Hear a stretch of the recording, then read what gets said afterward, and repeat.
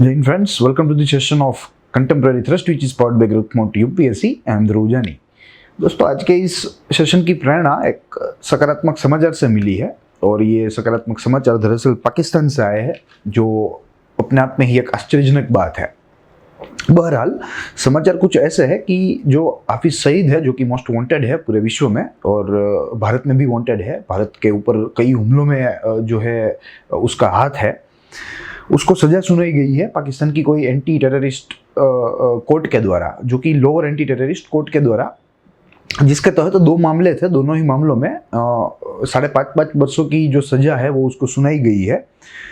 मगर ये थोड़ा सकारात्मक है हमारे लिए समाचार, मगर हमारा हित जो है वो इस समाचार को वास्तविकता में तब्दील करने में है। अगर ये समाचार वास्तविकता में तब्दील हो है तब भी हमारे जो हित है वे अचीव हो पाएंगे, क्योंकि पाकिस्तान का एक रिकॉर्ड रहा है कि ऐसी सजाएं जो है वो अंतर्राष्ट्रीय दबाव के तहत सुना देती है किसी भी गुनहगार को, मगर उसका जो फॉलोअप है वो नहीं लेती है, उसका जो इम्प्लीमेंटेशन है वो ठीक से नहीं करता है पाकिस्तान। ये जग जाहिर है, सबको मालूम है। तो समाचार तो अच्छे है ही, हमें कोई उसमें आपत्ति नहीं है, मगर इस समाचार को अगर वास्तविकता प्राप्त हो तो वो हमारे लिए ज़्यादा बेहतर होगा, हमारे लिए थोड़ा महत्वपूर्ण होगा। यहाँ FATF की भी बात आएगी। FATF के साथ साथ हम कश्मीर की आज की जो ज़मीनी परिस्थिति है उसके बारे में देखेंगे। देखिए, कश्मीर ऐसा मुद्दा है, बहुत ही बड़ा मुद्दा है, बहुत ही जटिल मुद्दा है। तो इसके ऊपर जो चर्चा करनी है तो जो है हमारे लिए शायद मुझे लगता है कि एक हमारा जीवन भी कम पड़ जाए। तो आज हम लोग जो बातें करेंगे वो थोड़ी ऑर्गेनाइज्ड मैनर में करेंगे, 2-3-4 मुद्दों के अंदर करेंगे, जिसमें से सबसे प्रथम जो मुद्दा है वह हाफिज सईद और FATF का है और पाकिस्तान का जो नेक्सस है उसका है।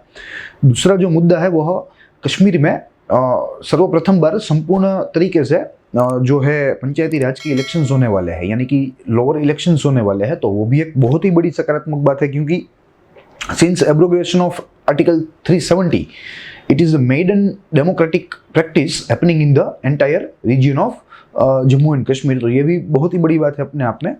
और तीसरी बात, जो आज की ज़मीनी परिस्थिति है, कुछ आंकड़े हैं मेरे पास, मेरा कुछ संशोधन है जिससे हम लोग जो है पता लगा सकते हैं कि पाकिस्तान प्रेरित जो आतंकवाद है वो कितना जो है डेवलप हो रहा है पूरे कश्मीर के रीजन में, कैसे हमारे कश्मीरी यूथ को इन्फ्लुएंस कर रहा है उन लोगों के साथ जुड़ने के लिए। तो ऐसे कई मुद्दों पर हम लोग जो है आज चर्चा करेंगे।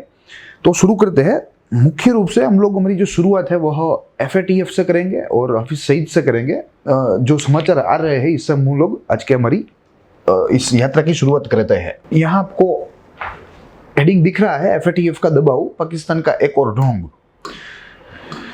क्योंकि इतिहास गवाह है, पाकिस्तान जो है जब उसके ऊपर कोई इंटरनेशनल प्रेशर बिल्ट होता है कोई भी कारण, तो उस प्रेशर को हैंडल करने के लिए टेम्पररी ये ऐसे स्टेप्स उठाता है। ये सबको मालूम है, किसी को भी बताने की जरूरत नहीं है। आज के समय हमारे लिए महत्वपूर्ण ये है कि ऐसे समाचार जो है वे वास्तविकता में तब्दील हो, ग्राउंड रियलिटी में इसका इम्प्लीमेंटेशन हो, वो हमारे लिए हितकारक है।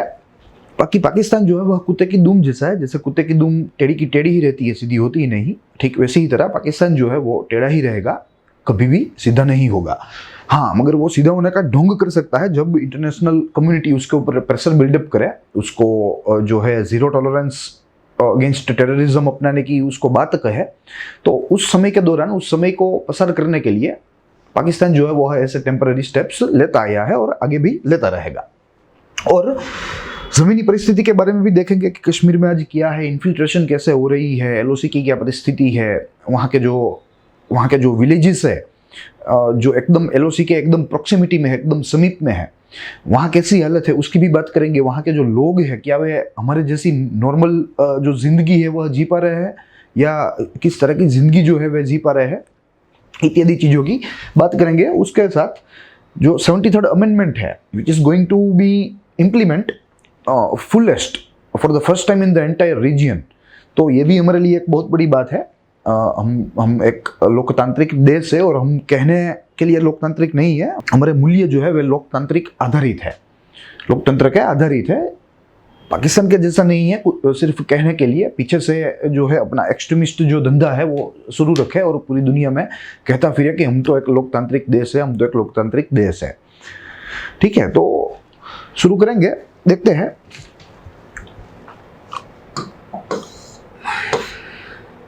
देखिए यह इसकी अटकायत हो रही है और आई थिंक ये एक फाइल फोटोग्राफ है। यह जो रिसेंट इसकी जो अटकायत हुई है ये इसका फोटोग्राफ नहीं है, जस्ट एक रिप्रेजेंटेटिव इमेज है। देखिए यह आदमी ने 1990 में लश्कर तैयबा की स्थापना की, 1990s में ही फाउंडेड लश्कर तैयबा, जो कि एक जिहाद की बात करता है। अपने हक अगर ना मिले तो सामने वाले को मारने की बात करता है, या जो है किसी भी प्रकार जिहाद की बात करता है। फिर आगे धीरे धीरे एलईटी का एक विंग उभर कर सामने आया जिसे जमात उद दावा कहा जाता है। ये भी इसका ही है, जिसके एक्टिवली पार्टिसिपेशन के हमें हमको एविडेंस मिले हैं, चाहे वो 26/11 हो या चाहे वो पार्लियामेंट के ऊपर अटैक किया गया हो, चाहे वो अहमदाबाद के धमाके हो। अब क्या हुआ कि 26/11 जब हुआ तो हमने तो सारे एविडेंस जो है वे सब इकट्ठा करके पाकिस्तान को दे दिए कि भाई आपके ही बंदे हैं, आप ही इसमें इन्वॉल्व है। हमने नाम सहित दे दिए थे कि भाई ये बंदा है, ये इसमें इन्वॉल्व है, यह पूरे ऑपरेशन में यह बंदा का ये रोल रहा, यह बंदा का ये रोल रहा। हमने सब कुछ जो है पाकिस्तान को दे दिया, मगर फिर भी पाकिस्तान जो है वो किसी भी प्रकार का एक्शन नहीं लेना चाहता था इस आदमी पर और इस आदमी के नेटवर्क्स पर। ठीक है, मगर जब यूनाइटेड नेशन ने, जब हमारी बातचीत हुई, हमने यूनाइटेड नेशन के ऊपर भी डिप्लोमेटिक प्रेशर बिल्टअप किया कि भाई ये क्या हो रहा है, दिस इज नॉट फेयर, आपको देखना चाहिए। पूरी दुनिया जानती है पाकिस्तान जो है वो है जो है जन्म स्थान है आतंकवादियों का। तब जाके यूएस ने यह हाफिज सईद के सर के ऊपर बाउंटी जाहिर की, यानी कि इनाम, कि जो भी यह खूंखार आतंकवादी का या खूंखार गुनहगार का सर ला के देगा उसको जो है $50 मिलियन का इनाम दिया जाएगा।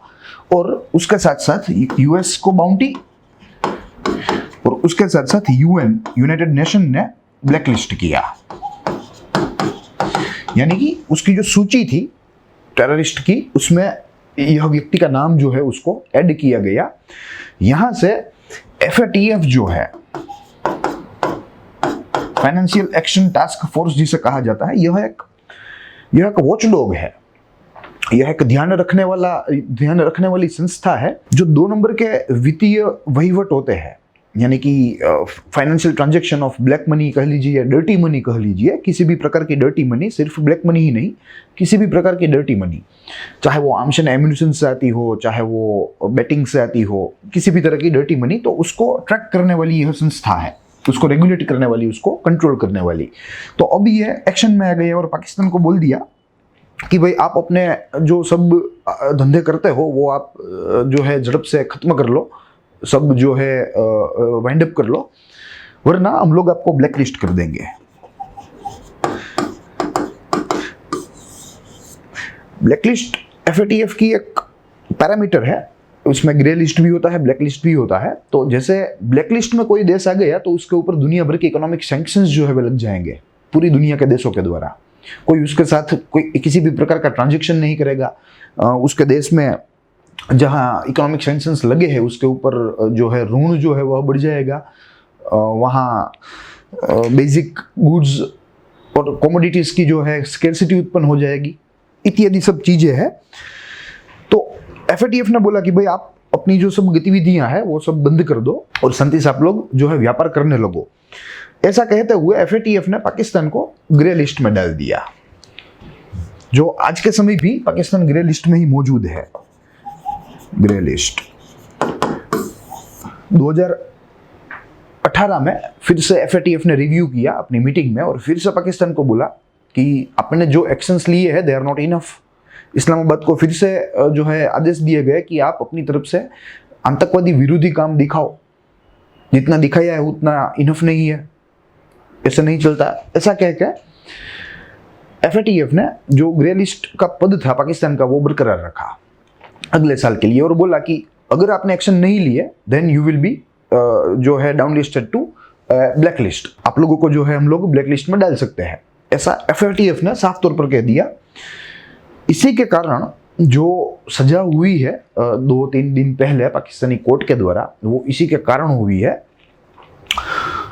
दूसरी बात, यूएस जो है, जब से यूएस हमारे साथ आया है, देखिए आज के समय का जो सिनेरियो है वो थोड़ा अलग है। आज के समय भारत जो है वो एक महत्वपूर्ण देश माना जाता है, जो कि पिछले 20 वर्षों पहले या पिछले 50 वर्ष पहले नहीं माना जाता था। तो आज का सिनेरियो जो है वो थोड़ा भिन्न है। आज ऐसा नहीं है कि 50 साल पहले होता था, आज ऐसा जो है सीन नहीं है, इट इज कम्प्लीटली डिफरेंट। तो इसी की वजह से आज भारत का भी महत्व है, भारत का भी जो है जियो स्ट्रेटेजिक इंपॉर्टेंस है पूरे विश्व में, और इसी की वजह से यूएस जो है वो अब जो पहले पाकिस्तानी लिंड था उसके तरफ झुका हुआ था, वो आज के दिन भारत की तरफ झुका हुआ है। बिकॉज आज के समय और अगले समय, यानी कि in future, in present and in future, it is going to be a big superstar, everybody knows. तो आज के समय यूएस जो है वो हमारे ऊपर लीन है, और पाकिस्तान को भी जो है प्रेशर कर रहा है अपनी आतंकवादी गतिविधियों को रोकने के लिए। तो ये हाफिज सईद है, देखिए ये तो थोड़ा बड़ा है और अपना नेटवर्क चलाता है, ये रिक्रूट करता है। इनकी जो इसकी जो संस्था है लश्कर तैयबा या जमात उद दावा कह लीजिए, जमात उद दावा जो है वो वे लोग उसे एक चैरिटी फाउंडेशन की तरह चलाते हैं, जो मुख्य रूप से इस्लामिक कंट्रीज से फंडिंग लाने का कार्य करती है। और ये फंडिंग जो है वो भारत के विरुद्ध इसका उपयोग होता है, भारत के विरुद्ध आतंकवादी तैयार करने के लिए इस फंडिंग का उपयोग होता है, भारत के विरुद्ध हथियार खरीदने के लिए इस फंडिंग का उपयोग होता है, भारत में पॉलिटिकल क्राइसिस जो है उसको खड़ा करने के लिए इसका विरोध होता है, भारत की शांति भंग करने के लिए इस पैसे का विरोध होता है। जो पत्थरबाजी होती है कश्मीर में हुई थी, या अभी भी कुछ कुछ इंस्टेंस होते रहते हैं, तो ये सब यहाँ से आते हैं पैसे। चैरिटी के नाम पर ये लोग धंधा करते हैं। अमीर इस्लामिक देशों में वे लोग भीख मांगते हैं, और भीख मांग के जो पैसा इकट्ठा करते हैं उसका उपयोग भारत के विरुद्ध करते हैं। मगर कश्मीर में आप अगर लोकल लेवल पर देखें तो कितने युवा जो लोग हैं वे इन सब लोगों से प्रभावित होते हैं, और अपना जो है शांति और अमन का जो जीवन है वह छोड़कर वे लोग जिहाद के गलत जिहाद के रास्ते पर निकलते हैं, जो कि इन लोगों के द्वारा पढ़ाया जाता है। और सबको मालूम है, इस्लामी अनुयायी कोई हो उसको भी मालूम होगा कि ये लोग जो जिहाद की व्याख्या करते हैं वो बिल्कुल गलत है, वो बिल्कुल फाउंडेशन लेस है। क्लियर? दुनिया का किसी भी धर्म जो है वो हिंसा की सीख नहीं देता, वो एक फंडामेंटल बात है, वो एक कॉमन सेंस की बात है। इन लोगों का रेडिकलाइजेशन से कई सारे जो युवा है वे युवा इस विशेष साइकिल में घुस रहे हैं, इस विशेष साइकिल में जा रहे हैं। देखिए यह जो फ्लैग है यह जैश ए मोहम्मद का है, जैश ए मोहम्मद। देखिए जैश का मतलब होता है एन एक्सेलेंट आर्मी,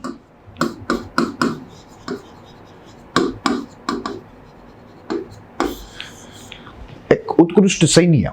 जैश का सीधा साधा मतलब ऐसा होता है, ये इसका सिंबल है जो कि अरेबिक में है। और अभी जो न्यूज आई थी कुपवाड़ा सेक्टर में जो 4 बंदे जिसको हमारी फोर्सेस ने मार गिराया, वो 4 बंदे जैश के थे। पुलवामा अटैक जो था वो भी जैश के द्वारा ही करवाया था। तो ये सब संगठन जो है, आप ले लो लश्कर तैयबा ले लो, आप ले लो जमात उद दावा, आप जैसे मोहम्मद ले लो, आप हक्कानी नेटवर्क ले लो, हिजबुल मुजाहिदीन ले लो, कश्मीर मुजाहिदीन ले लो, ये सब इंटरकनेक्टेड है। इन सबके जो आका है वे एकदम इंटरकनेक्टेड है, वे सब सगा संबंधी है, और अपना पूरा नेक्सस बना के भारत के विरुद्ध जो है इसका उपयोग करते हैं बहुत ही बेरहमी पूर्वक। और उन लोगों के उद्देश्यों को प्राप्त करने के लिए वे कश्मीरी युवाओं को या पाकिस्तानी गरीब युवाओं को जो है उसकी जिंदगी जो है वह तबाह करते हैं अपने उद्देश्य को अचीव करने के लिए। जो मरने वाला है, जो रिक्रूटी है, जो आतंकवादी एक रिक्रूटी है, उसको कुछ नहीं मिलने वाला। उसको सिर्फ ऐसा ही पाठ बनाया जाता है यहाँ से कि भाई तू अगर मर गया तुम्हारे मुल्क के लिए या तुम्हारी कौम के लिए तो तू जन्नत में जाएगा। उसके अलावा उसको कोई कुछ जो है चीज वस्तुएं नहीं मिलती है। उसके माँ बाप को 2-4-5 लाख रुपये दे दिए जाते हैं और कहा जाता है कि आप अपने बच्चे को भूल जाइए।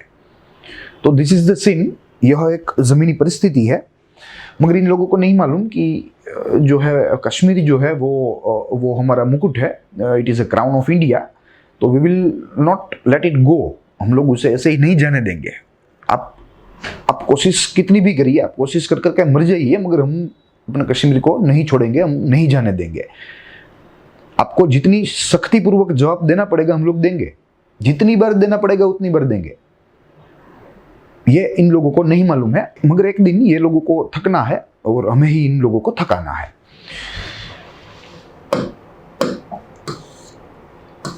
देखिए यहाँ FATF की जो हमने बात की कि जो एक डर्टी मनी वॉचडॉग है,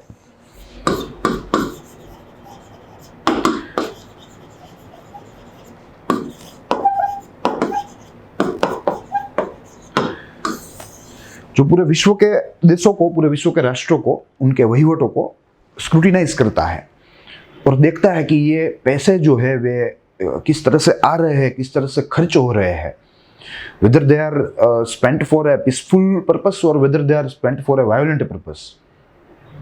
इन सब चीज़ों की ये बात करते हैं। टेरर फाइनेंसिंग होता है कि नहीं होता है, काउंटरफिट करेंसी का क्या है, सब बात जो है देखते हैं।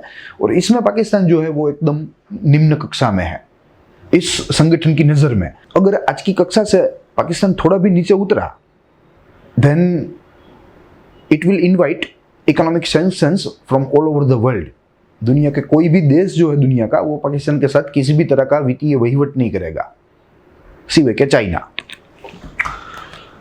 चाइना का भी एक दिन यही हाल होने वाला है, ये भी मैं आपको बता दूं।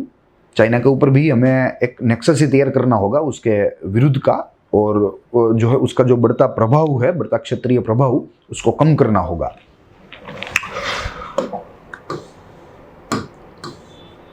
वैसे चाइना और पाकिस्तान भी दोस्त है, जिसका जिक्र हमने कई जगहों पर देखा होगा। उसका एक अच्छा सा जिक्र है चाइना पाकिस्तान इकोनॉमिक कॉरिडोर, जो कि पिछले 15 सालों से बंद पड़ा हुआ है, जिसका काम चाइना को भी पता चल गया कि यहाँ तो पैसा डालना भी जो है एक अपने आप में ही एक भूल है। पाकिस्तान के अंदर पैसा डालना ही एक अपने आप में भूल है, ऐसा चाइना को भी पता चल गया। क्योंकि चाइना ने भी देखा कि कैसे यह फंड में से, चाइना पाकिस्तान इकोनॉमिक कॉरिडोर के फंड में से कैसे वहाँ के जो सैन्य के जो जनरल है पाकिस्तान के, उनकी जेबों में पैसा जा रहा है। उद्देश्य कुछ था फंड का, और उसका उपयोग जो है वो किसी और तरह हो रहा है। तो चीन भी खफा है, मगर सामने बोल नहीं सकते, क्योंकि हम तो उसी राह में बैठते हैं। हम तो तुरंत ही कहेंगे कि भाई हमने तो बोला था, हमने कौन सा बोला था कि आप वहाँ जाओ, उसके उसके उसके बगल में रहो। तो कोई बोल नहीं सकता, मगर वे समझ जरूर गए हैं। इसीलिए तो जो काम है वो आज तक अटक गया है। और जो वे लोग जो क्लेम कर रहे हैं कि 50 बिलियन या 60 बिलियन डॉलर का जो प्रोजेक्ट है, तो उसमें कौन सी बड़ी बात है। आप भारत के रोड का नेटवर्क देखिए, उसकी लेंथ देखिए और उसकी लागत देखिए। 60 बिलियन एवरी ईयर हम लोग खर्च कर रहे हैं। उसमें कोई अमाउंट की कोई बात ही नहीं है, अमाउंट की साइज की कोई बात ही नहीं है। देखते हैं आगे। देखिए अब 73rd अमेंडमेंट एक्ट की बात आई। 28 नवंबर से आई थिंक इलेक्शंस होने वाले हैं कश्मीर में, और there will be local body election. देखिए यहाँ जो हमने फोटोग्राफ रखा है 73rd अमेंडमेंट का, ये इसीलिए रखा है क्योंकि प्रथम बार ये संपूर्ण रूप से लागू होने वाला है। संपूर्ण रूप से लागू, क्योंकि आज तक तो 370 थी, तो वो इसको बाधित कर रही थी उसकी पूर्ण लागत से। तो अब सर्वप्रथम बार यह पूर्ण रूप से लागू होगी और अच्छी तरह से जो चुनाव है वे संपन्न होंगे। 28 नवंबर से शुरू होने वाले हैं और 8 चरणों में है। 8 चरणों में यह चुनाव होने वाले हैं। चुनाव थोड़े बड़े होने वाले हैं, आगे हम लोग आंकड़ों की बात करेंगे। चुनाव जो है वे थोड़े बड़े होने वाले हैं। देखिए, उसके तहत I think 280 district development councils के चुनाव होने वाले हैं। 12,000 पंचायत सीट्स की बात है और लगभग 230 प्लस अर्बन बॉडीज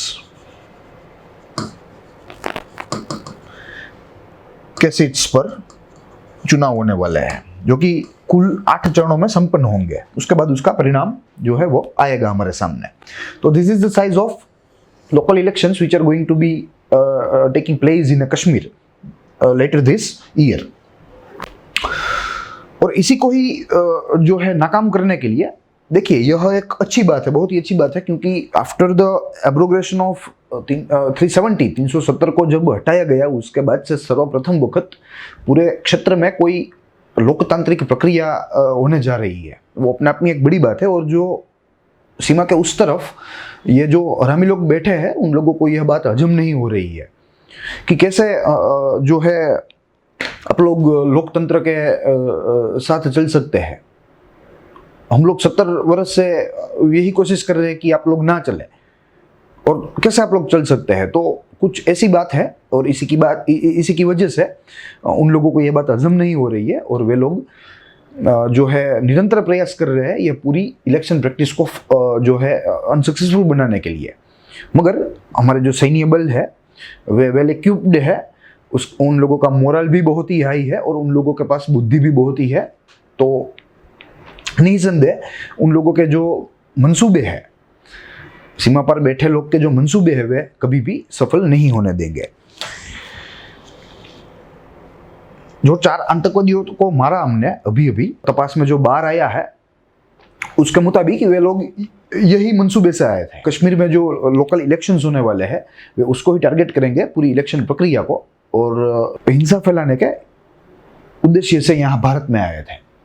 मगर हमारे सुरक्षा दलों ने उन लोगों को पहचान लिया, उन लोगों के साथ संघर्ष किया और उन लोगों को न्यूट्रलाइज कर दिया, यानी कि मार दिया। और उन लोगों के पास से भारी मात्रा में हथियार और बारूद भी मिले हैं।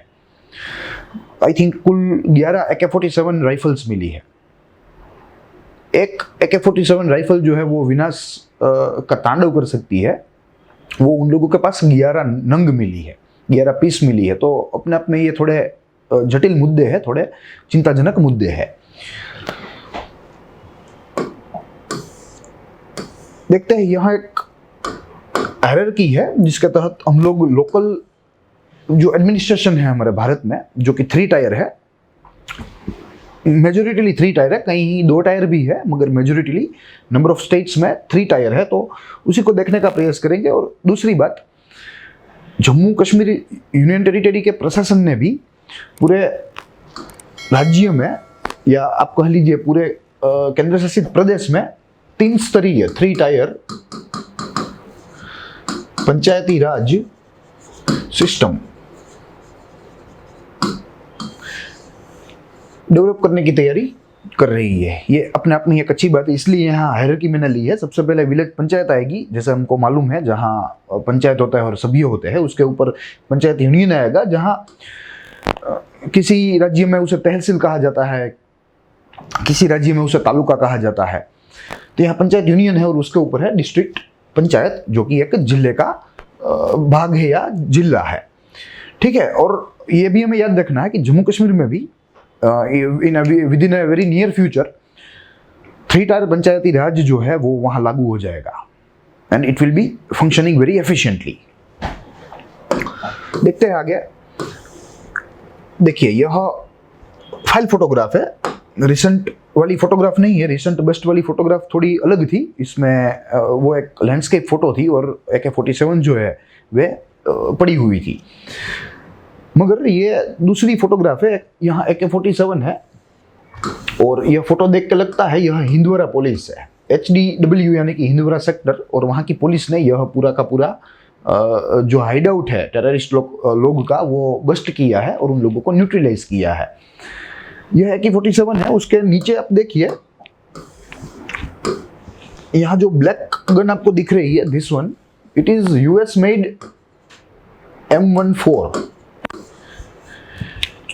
जो हमें कई साल से, कई यानी कि कुछ सालों से हमें मिल रही है आतंकवादियों के पास से। तो आतंकवादियों के पास अब यूएस मेड गन्स जो है वो भी आ गई है, यानी कि बराबरी है। हमारे सैन्य बलों के पास जो हथियार है, ठीक वैसा ही हथियार जो है वे टेररिस्ट के पास है। ये एक अपने आप में ही चुनौती की बात है। अगर दुश्मन के पास आपसे, आपकी तुलना में निम्न कक्षा का हथियार हो, तो आपकी जीत जो है वह नियर टू जो है सर्टेन हो जाती है, निश्चितता के बहुत ही नजदीक हो जाती है। मगर जब आपका दुश्मन जो है वो आपके जैसा ही हथियार यूज कर रहा है या आपसे भी अच्छा हथियार यूज कर रहा है, तो it becomes difficult to neutralise them every now and then. वहाँ तो परिस्थिति ऐसी है, एक बार तो मारा फिर तो नहीं आएगा, ऐसी तो कोई बात नहीं है। एक को मारो तो 3 खड़े होंगे, 3 को मारो तो अन्य 6 खड़े होंगे, ऐसी परिस्थिति है आज के कश्मीर में। तो यहाँ मैं ये पॉइंट आपको बोलने का प्रयास कर रहा हूँ कि AK-47, उसके बाद M14 जो कि यूएस मेड है, उसके बाद चाइनीज राइफल एक्सेट्रा, ये 3 मुख्य बंदूकें हैं जिसका उपयोग टेररिस्ट के द्वारा होता है। वरना हथियार तो कई सारे उपयोग में लिए जाते हैं इन आतंकवादियों के द्वारा, जिसमें ग्रेनेड का भी इस्तेमाल करते हैं वे लोग, और अन्य पिस्तौल या रिवॉल्वर का भी इस्तेमाल ये लोग करते हैं। देखिए अभी नीचे हमारे पास एक चाइनीज गन है, चाइनीज राइफल है, जो कि कोई हमारे आर्म्ड फोर्स ने ही बस्ट किया होगा ऐसा हमें लगता है, जहां ग्रेनेड भी है, मैगजीन्स भी है, गोलियां भी है और कैश भी है। 500 रुपीज की नई नोट है हमारे भारत की, और इसके 1 2 3 4 5 6 7 बंडल हमें दृश्यमान है, यानी कि 3.5 लाख रुपए नकद भारत के। ये पैसे जो है दरअसल ये पाकिस्तान के द्वारा दिए जाते हैं, सीमा पार से कोई भी आतंकवादी हो उसको दिए जाते हैं। जब वो यहाँ आ गया कोई भी हमला करने के लिए, कोई भी जो है साजिश करने के लिए, तो यहाँ अपने जीवन निर्वाह के लिए, अपनी ज़रूरत को पूर्ण करने के लिए वो भारतीय जो करेंसी है वो हमारे भारत में छूट से यूज़ कर सकता है। इसलिए उन लोगों को हमारी करेंसी दी जाती है, या उन लोगों के पास से हमारी करेंसी हमें मिलती है। देखिए अब बॉर्डर की बात करें तो थोड़ा जटिल मुद्दा है, हमें सबको मालूम है। यहाँ LOC की भी बात आती है, यहाँ इंटरनेशनल बॉर्डर की भी बात आती है। हमें सिंपली समझना है कि एक LOC है, एक IB है। देखिए IB बड़ी है, लगभग 3,300 किलोमीटर प्लस,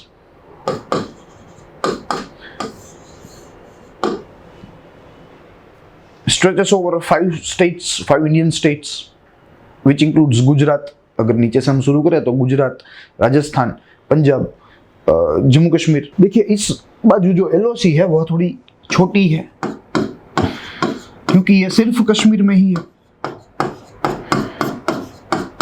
सिर्फ और सिर्फ कश्मीर में ही है। देखिए यहाँ ये जो ब्लू डॉट्स आपको दिख रहे हैं,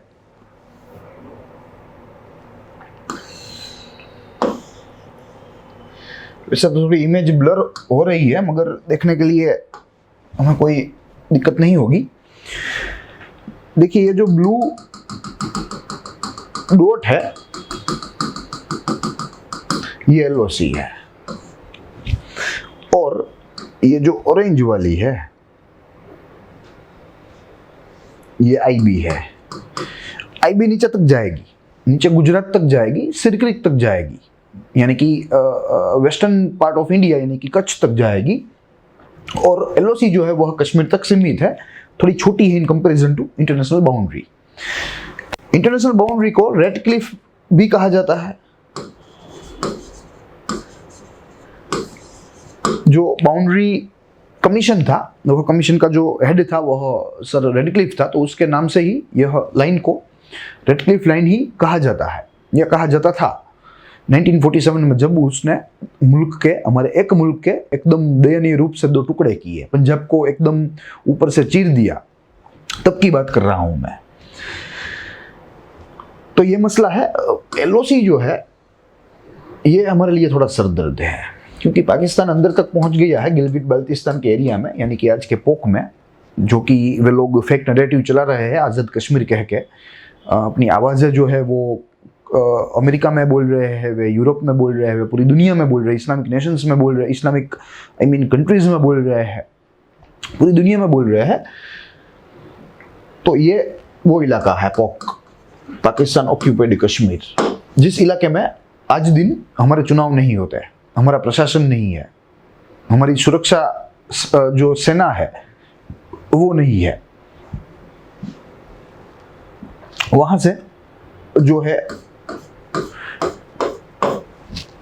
बॉर्डर की इस तरफ, सीमा की इस तरफ हैवी शेलिंग भी होता है, यानी कि जो है गोलीबारी भी होती है भारी मात्रा में। वहां से इन्फिल्ट्रेशन भी होता है, वहां से घुसपैठ भी होती है। मगर हमारे जो सैन्य बल है वे जो है, मैं कहना चाहूँगा कि वे बहुत ही उम्दा कार्य कर रहे हैं, बहुत ही उम्दा कार्य कर रहे हैं। वे उनकी हर एक इन्फिल्ट्रेशन जो बीड होती है उसको असफल बना रहे हैं वहाँ बैठ के। इतनी चौकस निगाह है उन लोगों की, जिसमें बॉर्डर सिक्योरिटी फोर्स का भी सहयोग है, जिसमें CRPF के जवानों का भी सहयोग है, जिसमें जो है राष्ट्रीय राइफल्स का भी सहयोग है, और जम्मू एंड कश्मीर पुलिस का भी सहयोग है। कोई एक एजेंसी की बात नहीं है, मगर सामूहिक तौर पर जो हमारे सुरक्षा बल है या जो सुरक्षा बल है, अर्ध लश्करी दल है, उन सब लोगों के द्वारा बहुत ही उम्दा कार्य कश्मीर में हो रहा है। देखते हैं आगे। देखिए ये मैप थोड़ा गलती से आ गया है, यहाँ कोई हमें उसका काम नहीं लगता। देखते हैं यहाँ एक और मैप है हमारे पास, जिसमें लोलाब वैली हमें दृश्यमान हो रही है। लोलाब,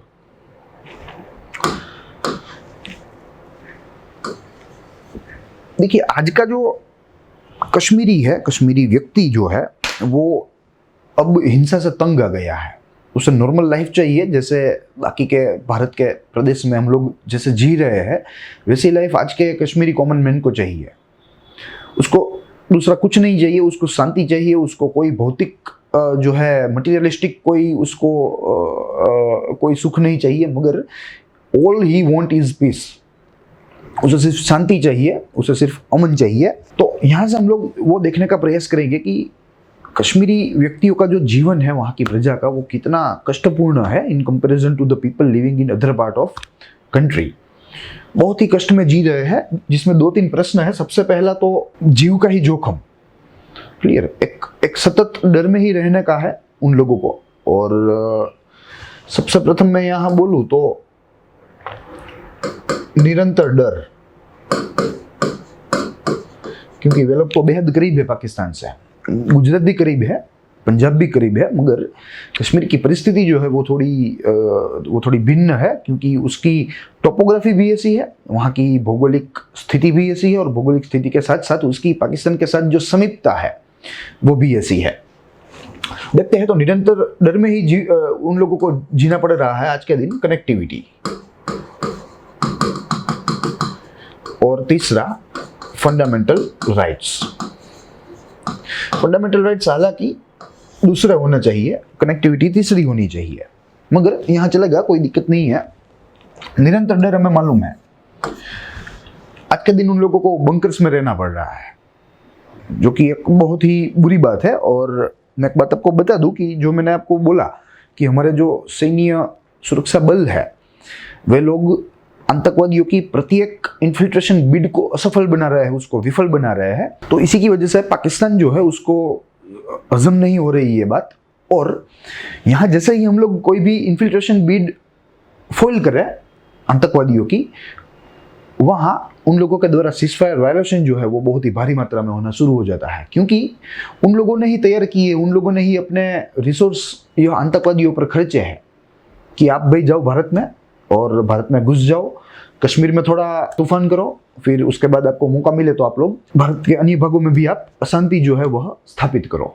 मगर यहाँ जो हमारे सुरक्षा बल है वो उसको लाइन ही नहीं क्रॉस करने दे रहे हैं। लाइन क्रॉस करी, एक किलोमीटर के अंदर उसको न्यूट्रलाइज कर देंगे। तो उन लोगों को हजम नहीं हो रहा है कि हम लोग इतने पैसे खर्च कर रहे हैं, हमारे इतने रिसोर्स खर्च कर रहे हैं, तो आप लोग हमारा जो मंसूबा है वह क्यों विफल जो है करते हो। तो इसी की वजह से जैसे ही हम लोग यहाँ किसी आतंकवादी को रोकते हैं भारत में घुसने से, वहाँ LOC पर हैवी सीजफायर वायोलेशन जो है वो शुरू हो जाता है। तो this is the region, this is the ground reality. तो निरंतर डर है आज के समय।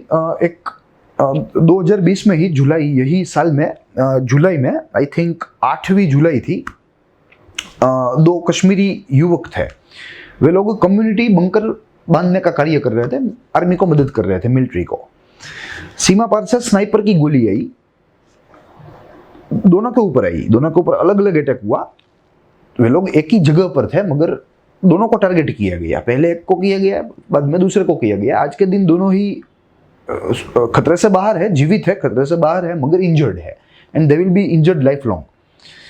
ठीक है, तो ये डर है। वे लोग अपने बंकर से बाहर नहीं निकल सकते हैं। जैसे हम लोग यहाँ प्रत्येक प्रकार के जलसे कर सकते हैं, जैसे हम लोग होटल में खाना खाने जा सकते हैं, हम लोग हिल स्टेशन में जा सकते हैं, हम लोग कहीं भी फ्रीली घूम सकते हैं, कोई भी डर नहीं, कोई दिक्कत नहीं। तो इन सब चीज़ों के लिए हमें थैंक्स बोलना क्या चाहिए हमारी सुरक्षा बलों को। और ये बात हमें जो है कश्मीर की प्रजा को हमें देनी चाहिए कि आप भी हमारे जैसे जियो, और हमारा जो जैसा जीवन है वैसा ही जीवन कश्मीरियों का होना चाहिए, वैसा हमें होप करना चाहिए, और उसके लिए हमें प्रयत्नशील रहना चाहिए। तो ये निरंतर डर की बात हुई। उसके बाद फंडामेंटल राइट की बात करते हैं। तो हमें मालूम है कि वहाँ मार्शियल लॉ है,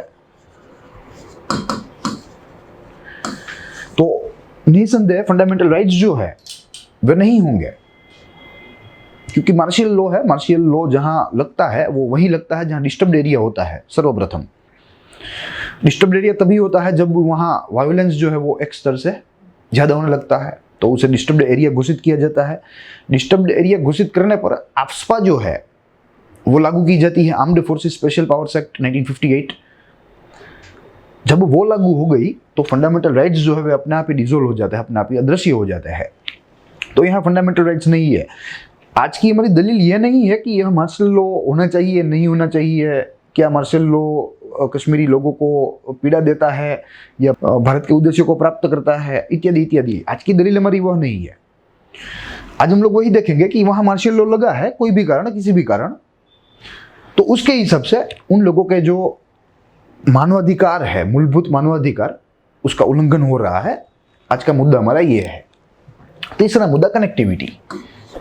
कनेक्टिविटी तो हमें मालूम ही है, आफ्टर द एब्रोगेशन ऑफ 370 पूरे देश में एक चर्चा फैल रही थी कि क्या कश्मीरी लोगों को इंटरनेट देना चाहिए, क्या उन लोगों का हक नहीं है, क्या इंटरनेट मूलभूत अधिकार नहीं है।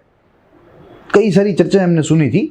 आज दिन तक, सिंस द एब्रोगेशन यानी कि अगस्त 5, 2019 से आज दिन तक there is no internet connection, there is no 4G। तो आप समझ सकते होंगे कि उन लोगों का जो जीवन है वो कितना कठिन है, कितना कष्टदायक है। और आज के कोरोना के माहौल में there are thousands of Kashmiris who are working in a professional field across the India। आज के समय सबको वर्क फ्रॉम होम करना है, तो वे लोग मैनेज कैसे करते होंगे, वे लोग अपना दिन जो है वो कैसे पसार करते होंगे इन सच ए लॉकडाउन, सच ए टेरिफिक सिचुएशन। और यहाँ के लॉकडाउन में और वहाँ के लॉकडाउन में बहुत ही जमीन आसमान का फर्क है। हम लोग अपने घर से बाहर निकलेंगे तो हमें उठबेस करवाएंगे पुलिस वाले। वहाँ अगर आप घर से बाहर निकले तो आपको गोली मार दी जाएगी, आपकी जान ले ली जाएगी। तो this is the difference, this is the difference of situation, this is the difference of life between Kashmiri citizen of India and rest citizens of India. ये हमें समझना है, ये भेद को हमें मिटाना है। हम दोनों के बीच में, यानी कि भारत के अन्य भाग के नागरिक और कश्मीरी नागरिक, भारतीय कश्मीरी नागरिक के बीच में जो खाई है उसे हमें भरना है। We have to bridge that gap. देखिए, ये जो तंगदार आपको दिख रहा है, ये तंगदार दरअसल कुपवाड़ा से थोड़ा पश्चिम में है। हर साल सर्दी में यह कट जाता है। 3 महीना, 4 महीना, 5 महीना,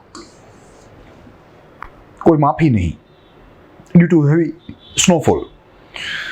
यहाँ के जो लोग हैं वे इन लोगों को कह कर मर गए कि भाई हमारे लिए टनल बना दो, हमारे लिए टनल बना दो। टनल ही इसका सबसे अच्छा उपाय है, टनल ही इसका सबसे अच्छा उपचार है। मगर द एडमिनिस्ट्रेशन इज क्लूलेस, उसे कुछ मालूम ही नहीं है वहाँ के प्रशासन को कि इन लोगों की टनल की जो अनिवार्यता है उसकी डिग्री कितनी है। इन लोगों का जीवन जो है वो बदल सकता है एक ही टनल से। भले लागत लगती हो टनल की, लागत तो किसी भी चीज़ की लगती है, लागत तो हम लोग AK-47 का फायरिंग करें तो उसकी भी लगती है। मगर अगर यहाँ टनल बन जाए तो तंगधर का भी विकास हो सकता है, उन लोगों का जीवन जो है वो भी एकदम स्मूथली चल सकता है। यहाँ सर्दियों में उन लोगों का जो जीवन है वो रुक जाता है, थम जाता है। ये एक हकीकत सी बात है। तो कनेक्टिविटी की बात है, जैसे हमने 4G देखा, और ये एक बात नहीं, एक तो हमने एग्जाम्पल लिया बिकॉज रिसेंट पास्ट में ये एक अच्छा एग्जाम्पल है, क्योंकि हाल ही में थोड़े ही समय पहले तंगधर के जो सरपंच है, मुस्लिम ही है सरपंच, वह सरपंच ने जो प्रशासन है वहाँ का, केंद्र शासित प्रदेश का, उसके सामने, आर्मी के सामने अपनी जो मांगे थी वो रखी। तो इसलिए हमने यह तंगधर का एग्जाम्पल लिया है।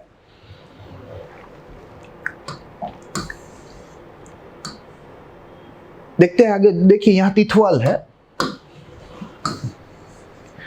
ये भी हमें और कुछ नहीं देखना है, मगर तिथवाल का फोटो जो है वो हमें नहीं मिल रहा था, एकदम जो है इंडिपेंडेंट तिथवाल का फोटो, इसलिए हमें यह फोटो लेना पड़ा यह तिथवाल दिखाने को।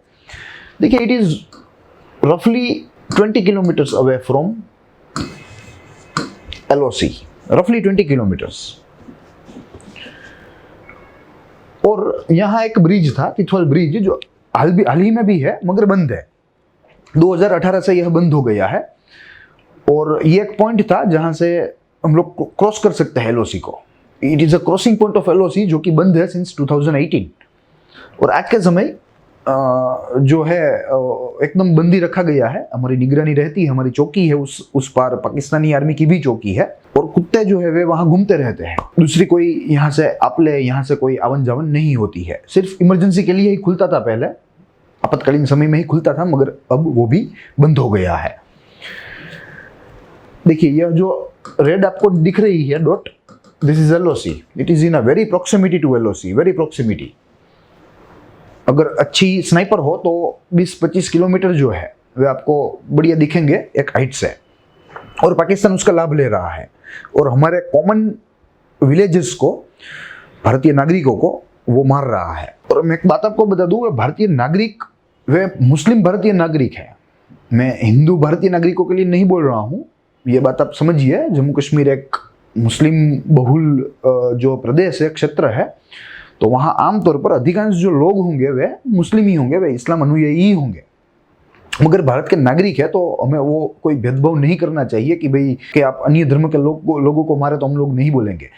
भारतीय नागरिक को मारोगे तो हम लोग बोलेंगे, वो बात तय है। देखते हैं आगे। देखिए यह बंकर है, यह कम्युनिटी बंकर है। एक बंकर में लगभग 50-60 व्यक्ति जो है वे आसानी से रह सकते हैं, यानी कि 8-9-10 कुटुंब जो है, औसत 5 व्यक्ति के, वे लोग इसमें सहारा ले सकते हैं पाकिस्तानी गोलीबारी जो है उससे बचने के लिए। देखिए एक रिसर्च के मुताबिक टोटल 30 पंचायत, जिसमें 42 रेवेन्यू विलेजेस का समावेश होता है। कश्मीर की बात कर रहे हैं हम लोग, एकदम LOC के प्रोक्सिमिटी में, जिसमें लगभग 70,000 प्लस लोग जो है वे वहां रह रहे हैं। ये सबको जोखिम है पाकिस्तान से, क्योंकि ये सब पाकिस्तानी रेंज में आते हैं, इतने नजदीक है कि वहां तक पाकिस्तान की गोलीबारी जो है वो आसानी से पहुंच सकती है। घर में रहना महफूज नहीं है, घर अब महफूज नहीं है, तो इसलिए इन लोगों के लिए बंकर जो है वो सरकारी खर्च से बनाए जाते हैं, जिसमें भागीदारी ली जाती है निर्माण कार्य में वहाँ के लोकलाइट्स की, मगर जो आर्थिक जो निवेश है, आर्थिक खर्च है, वो निसंदेह सरकार के द्वारा हो रहा है। दूसरी बात, कुल 120 बंकर बनाने की योजना है। 120 बंकर, जिसमें से 75 कंप्लीट हो गए और अन्य जो है वे अपने एडवांस स्टेजेस में है कंप्लीशन के। देखिए, अगर लागत की बात करें तो 20 लाख रुपए एक बंकर में, 20 lakh rupees per bunker is a cost which is paid by government of India, ताकि हमारे जो यहाँ के नागरिक है वे शांति से रह सके, सुरक्षित रह सके।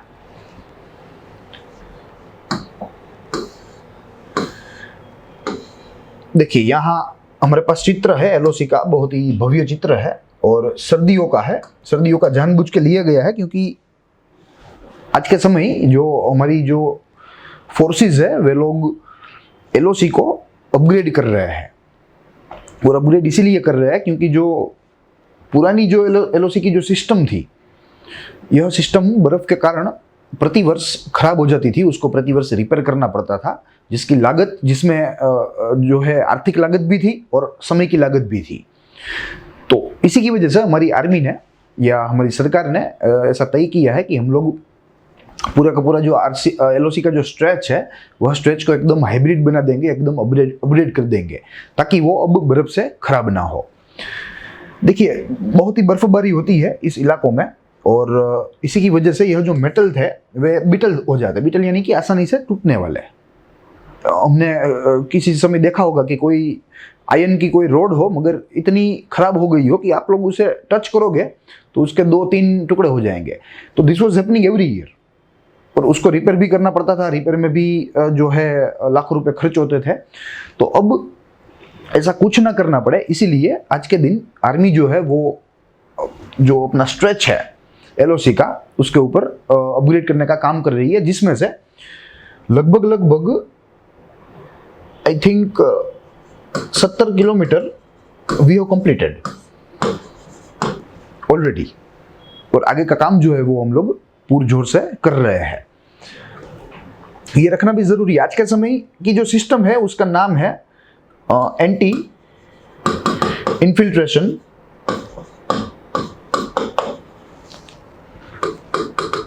ऑब्स्टेकल सिस्टम, मगर अब हम लोग हाइब्रिड में अपग्रेड कर रहे हैं। देखिए, इसमें कुछ नहीं होता, ये नाम ही सिर्फ थोड़ा डरावना है, एंटी इन्फिल्ट्रेशन ऑब्स्ट्रक्शन सिस्टम। कुछ नहीं होता, 2 पैरेलल नुकीली तार होती है, जैसे आपको ऐसे सर्कल्स दिख रहे हैं नुकीली तार के, यह नुकीली तार है। तो इसके 2 parallel lines, that is anti infiltration obstacle system. देखते हैं आगे। देखिए, हमारे पास एक सामूहिक फोटोग्राफ है जो कि दहशतगर्दों की है, जो कि पाकिस्तानी प्रेरित है और भारत विरुद्ध पाकिस्तानी प्रेरित है। इसमें से जो बीच में बैठा है, आई एम सॉरी थोड़ा फोटो ब्लर हो गया है, मगर आप लोग नेट में सर्च कर सकते हैं, हम लोग इसके नाम का भी जिक्र करेंगे और इसके कारनामे की भी बात करेंगे। यह बुरहान बानी है, जो कि 2017 में पूरी कश्मीरी वैली में एक हीरो था वहां के युद्ध का, और खुद आतंकवादी था, खुद रेडिकल हो चुका था ऑलरेडी, और अपने प्रभाव से बहुत ही जो है खूबसूरत था देखाव में। तो वहाँ के जो यूथ था वो उसका आइकॉन था, और यही प्रभाव का लाभ लेते हुए इसने भी अन्य जो है अपने साथियों को, अपने सबऑर्डिनेट्स को रेडिकल करना शुरू किया और रेडिकल किया। हमारे सुरक्षा बलों ने इसे सफलतापूर्वक मार गिराया। वहाँ से पाकिस्तानी जो खून था वो खोल गया और उन लोगों ने अपनी जो मेहनत थी भारत को परेशान करने की वो दुगनी कर दी, जिसको हम लोग आगे आंकड़ों से देखेंगे। देखिए, जब बुरहान बानी को मार दिया गया तब दरअसल प्रतिवर्ष 88 भर्ती होती थी। ये एक एस्टिमेट है, अनुमान है, आप इसे फ्लेक्सिबल रखिएगा, 2-3 आंकड़े जो है वे आगे पीछे हो सकते हैं। ठीक है, पूरे वर्ष के दरमियान 88 peoples were recruited for terrorist activity. मगर बुरहान वानी को जब मार दिया गया तो उसके अगले ही साल यहाँ आंकड़ा जो है वह बढ़ के हो गया 128 रिक्रूटमेंट्स, या आप कह लीजिए रिक्रूट्स हो गए। जैसे मैंने बोला कि इसको मारा और पाकिस्तान को भी यह बुरहान से बहुत ही उम्मीद थी, इसीलिए उन लोगों का खून जो है वह खोल गया। जब हमारे सुरक्षा बलों ने इसको कश्मीरी पहाड़ियों में से ढूंढ के मार गिराया तो उन लोगों को बुरा लगा, क्योंकि वे लोग बहुत उम्मीद रखते थे इस नौजवान से। इसके सब साथी भी है, जिसमें इस्फकदार है, सब्जर भट्ट है, अनीस है, वसीम मल्ला है, कोई शाह है, सदाम पदर है, इत्यादि कई सारे हैं। देखिए हमारे पास एक रिसर्च है, जिस रिसर्च के अनुसार हम लोग इन्फिल्ट्रेशन के जो आंकड़े हैं वो देख सकते हैं। देखिए पिछले कुछ सालों में क्या हुआ, हम लोग यहाँ ये सब सारी चीजें लिखते हैं। पिछले कुछ सालों में क्या हुआ, दो चीजें होती है। सबसे प्रथम होता है इन्फिल्ट्रेशन, और सामने होता है सीज फायर वायोलेशन। इसे घुसनखोरी कहते हैं हिंदी में, इसे कहते हैं शस्त्र विराम भंग। ठीक है, अब देखिए इन्फिल्ट्रेशन तो पिछले कुछ वर्षों में कम हो गया, मगर ये कम होने की वजह से पाकिस्तान को नहीं हजम हो रहा है, वो स्वीकार ही नहीं कर रहे हैं। तो उन लोगों ने जो सीज फायर वायोलेशन है, यानी कि शस्त्र विराम भंग है अक्रॉस एलओसी, वो बढ़ा दिया, दुगना कर दिया। क्योंकि इन लोगों को नहीं जो है मजा आ रहा है कि हम लोग उनके आतंकवादियों को भारत में घुस नहीं दे रहे हैं, नहीं दे पा रहे हैं, मार डालते हैं। तो इसी की वजह से वे लोग अब सीमा पार बैठ के गोलीबारी करते हैं, हम लोगों को उकसाने का प्रयास करते हैं। हमारे जो कश्मीरी जो हमारे सिटीजन्स है, भारतीय सिटीजन्स, उसको परेशान करने का प्रयास करते हैं। मगर इन्फिल्ट्रेशन जो है वो बहुत ही कम कर दिया है। और ये जो मैं आपको आंकड़े दे रहा हूँ वो दरअसल वहाँ के जो मिलिट्री अफसर्स होते हैं उन लोगों के द्वारा दिए गए आंकड़े हैं, जो वहाँ आज के दिन तैनात है। ये बात आपको ध्यान रहे। देखिए इन्फिल्ट्रेशन में अगर 2018 की बात करें, 2019 की बात करें और 2020 की बात करें, तो 2018 में वो 129 इन्फिल्ट्रेशन बीड हुई थी।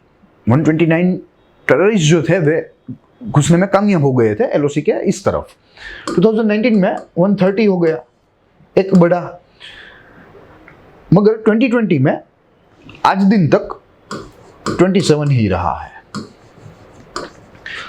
तो रिसेंट पास्ट में इन्फिल्ट्रेशन तो बहुत ही कम हो गया। मगर आगे अगर हम सीज फायर वायोलेशन की बात करें तो इसमें भी हम लोग इसी तरह ही देखेंगे, 2018, 2019 और 2020। देखिए 2018 में 1600 प्लस टाइम्स वायोलेशन हुआ था। 1600 बार से ज्यादा पाकिस्तान ने शस्त्र विराम भंग किया था वर्ष 2018 में। 2019 में इट बिकेम डबल, यानी कि 3100 plus times they violated our cease fire. और हमारी जो पेशेंस है वो उसको टेस्ट करने का प्रयास करते हैं। And in 2020 record break all time high, it's 4052 plus times till mid October. I am sorry, हाल ही के आंकड़े तो हमारे पास नहीं है, मगर अक्टूबर, मध्य अक्टूबर तक के आंकड़े जो है वे हमें मिल गए हैं। तो आप देख सकते हो यहाँ मंसूबा पूरा नहीं हुआ, यहाँ हम लोग उसको फॉल करता है इन लोगों के इन्फिल्ट्रेशन बिड को। तो ये बात पाकिस्तानी आर्मी को हजम नहीं हो रही है, तो इसलिए वे लोग सीजफायर वायोलेशन कर रहे हैं। और एक बात आपको बता दूं कि आतंकवादी जो पाकिस्तान प्रेरित आतंकवाद जिसको कहते हैं, वो दरअसल पाकिस्तानी सैन्य प्रेरित भारत विरोधी आतंकवाद है। पाकिस्तान का कोई नेता आतंकवादी नहीं बनाता है, पाकिस्तान का आतंकवादी बनाता है तो वो वहाँ की आर्मी है, वहाँ की सेना है। कितना फर्क है, दोनों ही पड़ोसी मुल्क है, इनफैक्ट एक ही मुल्क थे, देखिए आप भारतीय आर्मी, कितना ऊंचा कर्म है उनका, कितनी कितनी शान है उसमें, और आप देखिए पाकिस्तानी आर्मी एकदम नीच आर्मी है। तो ये डिफरेंस है, फंडामेंटल डिफरेंस है। तो ये कुछ आंकड़े की बात हुई, देखते हैं आगे। ये इमेज मुझे लगता है कि आपने देखी होगी, अभी ही थोड़े दिन पहले ही देखी होगी, जब हमने दिवाली की शुभकामनाएं दी हमारे पड़ोसी को, तभी आपने देखी होगी। देखिए ऐसे टोटल 22 लॉन्च पैड्स है, और ऐसा कहा जाता है कि there are somewhat 1000 to 1200 terrorists are ready to infiltrate in India at any point of time. वे सिर्फ मौके की ही तलाश में है, मगर सरहद पर हमारी सेना है, हमारे बीएसएफ का जवान है, जिसकी निगाह जो है वे हमेशा चौकन्नी रहती है। नहीं आ सकते वे लोग, तो सीज़फायर वायलेशन करते हैं, वहां से अपना मन जो है वे मना लेते हैं। देखिए जो हमने बुरहान वानी के परिप्रेक्ष्य में जो लोकल रिक्रूटमेंट की बात की थी, उसमें भी हमारे पास कुछ तथ्य है, कुछ आंकड़े हैं, जिसका जिक्र मुझे लगता है कि यहाँ करना आपके सामने थोड़ा जरूरी है। हम लोग यही देख लेते हैं, देखते हैं लोकल रिक्रूटमेंट।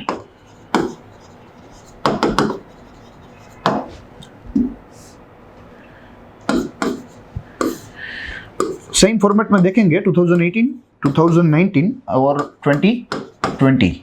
देखिए 2018 में there were total 219 local recruitees from Kashmir. 2019 में it were 150 plus, and in 2020 up to October 6 it were 129.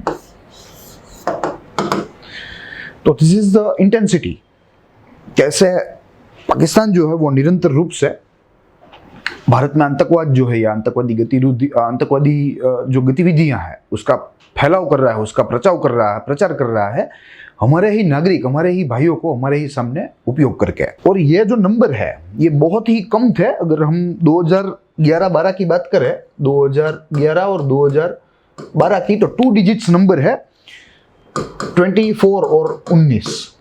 2011 में कुल 24 लोगों को भर्ती किया गया था, लोकल स्थानिक लोगों को, और वहीं 2012 में 19 लोगों को। मगर जब से बुरहान वानी और हमने जो ऑपरेशन ऑल आउट शुरू किया है, आज दिन तक चल ही रहा है, तो उस ऑपरेशन के तहत हमने काफी नुकसान कर दिया है इन लोगों का। तो अभी ये लोग गिनाए हैं हमारे सामने, जो है बहुत ही ताकत से हमें जवाब देना चाहते हैं। तो ये इसलिए यह इजाफा जो है इन आंकड़ों में दिख रहा है। देखते हैं आगे।